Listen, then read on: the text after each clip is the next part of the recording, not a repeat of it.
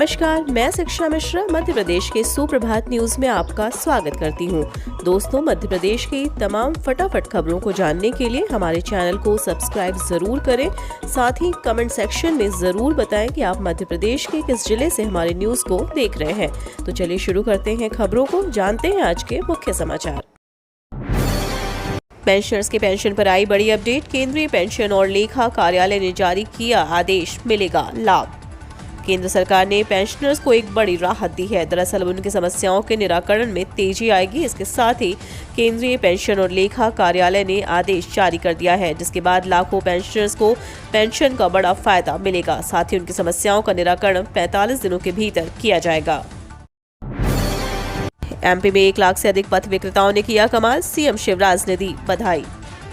Corona काल के बाद आर्थिक संकट से जूझ रहे फुटकर दुकानदार पथ विक्रेताओं के लिए पीएम स्वनिधि योजना वरदान बनकर आई। आत्मनिर्भरता की दिशा में पीएम स्वनिधि योजना में देश सहित मध्य प्रदेश में बड़ा काम किया। पथ विक्रेताओं ने इसके माध्यम से न सिर्फ लोन लेकर अपना व्यापार आगे बढ़ाया, बल्कि कर्जा भी वापस लौटाया। मध्य प्रदेश के ऐसे ही 1,37,000 से अधिक पथ विक्रेताओं को मुख्यमंत्री शिवराज सिंह ने बधाई दी है। सरकार की बड़ी तैयारी, 5,500 करोड़ की लागत से पूरी होगी परियोजना, कई जिलों को मिलेगा लाभ। एमपी लोक निर्माण विभाग इस वित्त वर्ष में 5,500 करोड़ रुपए की लागत से 1,000 निर्माण कार्य कराएगा। इनमें प्रमुख रूप से जिला सड़क मार्गों का मजबूतीकरण और अतिवृष्टि से क्षतिग्रस्त संरचनाओं के पुनर्निर्माण कार्य को प्राथमिकता दी जाएगी। प्रमुख सचिव नीरज मंडलोई ने सभी कार्यों के प्राक्कलन और डीपीआर प्रमुख अभियंताओं के माध्यम से राज्य शासन को भेजे जाने के निर्देश दिए हैं। पीएम आवास के हितग्राहियों को जल्द मिलेगा लाभ, तीसरी किश्त के 27 करोड़ 36 लाख रुपए जारी। हर गरीब के सिर पर छत का संकल्प पूरा करने के लिए प्रधानमंत्री आवास योजना चलाई जा रही है। इस योजना के तहत मध्य प्रदेश में भी शहरी और ग्रामीण दोनों क्षेत्रों में आवासों का निर्माण किया जा रहा है। केंद्र की मोदी सरकार लगातार इसके लिए राशि जारी कर रही है। अब केंद्र सरकार ने फिर राशि जारी की है। केंद्र सरकार ने मध्य प्रदेश को 27 करोड़ 36 लाख रुपए की राशि जारी कर दी है। इन कर्मचारियों पर हो सकती है बड़ी कार्रवाई, तैयार की जा रही है लिस्ट, भत्ते में होगी कटौती।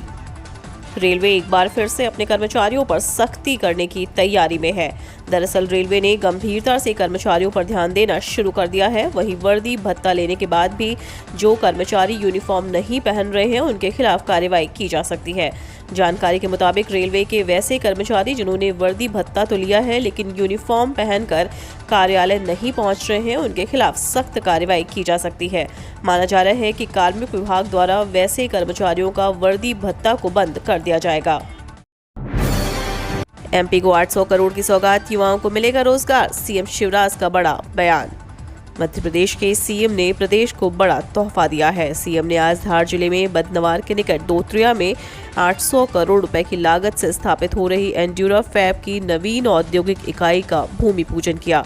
इस मौके पर उन्होंने कहा कि मध्य प्रदेश में तकनीकी वस्तुओं के उत्पादन, प्लास्टिक रिसाइकल के लिए एंड्यूरा फैब द्वारा बदनवार में लगाए जा रहे संयंत्र से लगभग 6,000 लोगों को प्रत्यक्ष व अप्रत्यक्ष रूप से रोजगार मिलेगा। यह क्षेत्र के विकास में मील का पत्थर साबित होगा। एंड्यूरा फैब की इस नवीन औद्योगिक इकाई से प्रदेश के 2,000 लोगों को प्रत्यक्ष और 4,000 लोगों को अप्रत्यक्ष रूप से रोजगार मिलेगा। सीधी में पत्रकारों को अर्धनग्न करने का मामला, डीजीपी और आईजी रीवा को नोटिस जारी।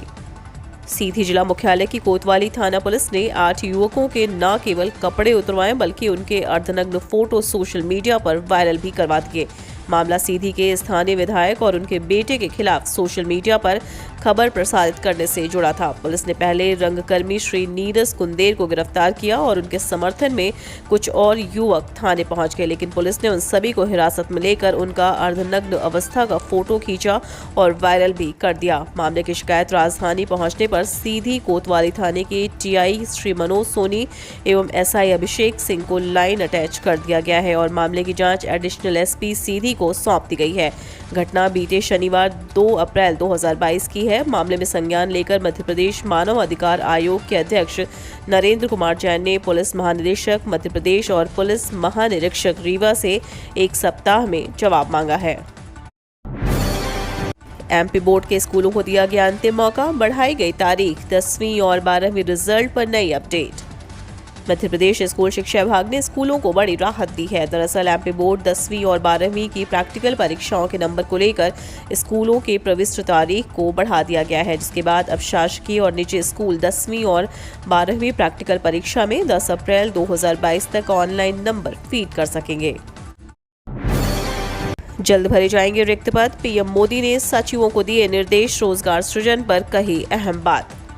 देश भर में जल्द मौजूदा रिक्त पदों को भरने के लिए तत्काल कदम उठाए जाएंगे। दरअसल पीएम मोदी ने इस बात का निर्देश सचिवों को दिए हैं। बता दें कि 70 विभाग में 12 से 15,000 अधिकारियों की नियुक्ति करनी है, जिनमें से 5,000 से अधिक होने की वजह से इन पदों पर नियुक्ति प्रक्रिया शुरू की जा सकती है। दरअसल पीएम मोदी के निर्देश के बाद इस प्रक्रिया में तेजी देखने की उम्मीद की जा रही है। पीएम मोदी ने सचिवों के साथ बैठक में कहा कि रोजगार को प्राथमिकता के तौर पर लिया जाए और रोजगार सृजन को गति दिया जाना सरकार की पहली प्राथमिकता है। इस पर किसी भी तरह की कोताही ना बरती जाए। सीएम शिवराज की छात्रों और किसानों के लिए बड़ी घोषणाएं, लाखों को मिलेगा लाभ। इन जिलों को 423 करोड़ रुपए की सौगात। शिवराज सरकार द्वारा एक तरफा जहां एमपी के लाखों हितग्राहियों को राशन की मुफ्त सुविधाएं दी हैं, वहीं सितंबर महीने तक उनको मुफ्त खाद्यान्न वितरण कराए जाएंगे। इसके साथ ही सीएम शिवराज ने छात्रों के लिए बड़ी घोषणा की है। दरअसल सीएम शिवराज ने कहा है कि 15 तारीख के बाद हर छात्र को 10 से 15 किलो मूंग उपलब्ध कराई जाएगी। सीएम ने कहा राशन वितरण से कोई गरीब ना छूटे। उन्होंने गरीबी रेखा से ऊपर के व्यक्तियों को अपना नाम सूची से हटाते हुए गरीबों को लाभ देने का आह्वान भी किया। कोरोना के नए वेरिएंट से फिलहाल मध्य प्रदेश सुरक्षित, कोई केस नहीं। मध्य प्रदेश के लिए राहत की बात है कि कोरोना के नए वेरिएंट का कोई भी मामला मध्य प्रदेश में फिलहाल नहीं है। चिकित्सा शिक्षा मंत्री विश्वास सारंग का बयान सामने आया है कि मध्य प्रदेश पूरी तरह से फिलहाल कोरोना के नए वेरिएंट से महफूज है। इसके साथ ही मध्य प्रदेश में कोरोना को लेकर लगातार वैक्सीनेशन जारी है और प्रदेश अब कोरोना को लेकर किसी भी तरह की स्थिति से निपटने के लिए तैयार है। आग से 1500 बीघा गेहूं की फसल जलकर खाक। भीतरवार अनुभाग के अंतर्गत आने वाले चिनोर क्षेत्र के कई गांव में खेत में खड़ी गेहूं की फसल में आग लग गई, जिससे लगभग 1500 बीघा खेत में खड़ी गेहूं की फसल जलकर खाक हो गई। ग्रामीण आग बुझाने का भरसक प्रयास कर रहे हैं। इस दौरान फायर ब्रिगेड पर देर से पहुंचने का आरोप ग्रामीणों ने एसडीएम के सामने नारेबाजी कर लगाया। इस भर्ती परीक्षा के लिए नियम और निर्देश जारी। चयन प्रक्रिया के लिए ये होंगे नियम। आयोग द्वारा गृह विभाग मध्य प्रदेश शासन हेतु वैज्ञानिक अधिकारी के रिक्त पदों पर भर्ती के लिए विज्ञापन 30 दिसंबर 2021 को आयोग की वेबसाइट पर प्रकाशित किया गया था। वहीं विज्ञापन में उल्लेखित पद हेतु प्रतियोगी परीक्षा के स्थान पर केवल साक्षात्कार के माध्यम से चयन किए जाने का निर्णय लिया गया। महाराज को मिलेगा दिल्ली में मनपसंद बंगला। ज्योतिरादित्य सिंधिया ने यही सीखी थी राजनीति की ABCD।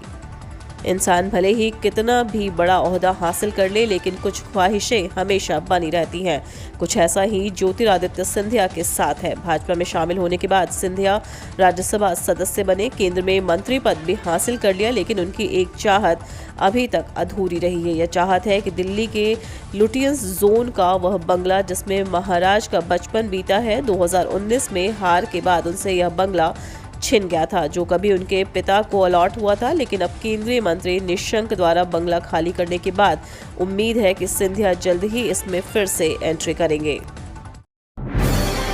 मध्य प्रदेश कांग्रेस में राजनीतिक मामलों की बनी कमेटी में नाराज नेताओं को साधा। जूनियर्स को बाहर रखकर भूल सुधार का दिया संदेश। मध्य प्रदेश में कांग्रेस कमेटी ने गुरुवार को 22 नेताओं की जो राजनीतिक मामलों की कमेटी बनाई है, उसके माध्यम से कई नाराज नेताओं को साधने की कोशिश के साथ कुछ नेताओं के लिए संदेश भी हैं।